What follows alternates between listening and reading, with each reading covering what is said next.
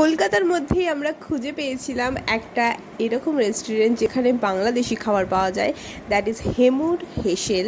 And এখানে ডেকোরেশনগুলো হালকা হালকা আমাকে বাংলাদেশি একটা ফিল দিচ্ছিল।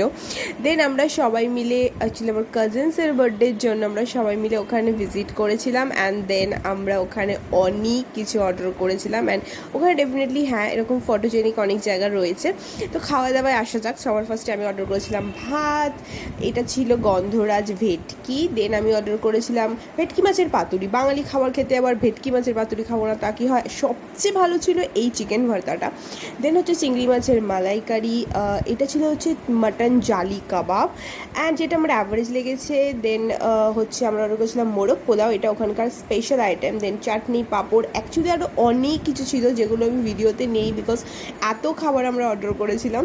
তো লাস্টে ছিল গন্ধরাজ ঘোল আর মিট মোহিত।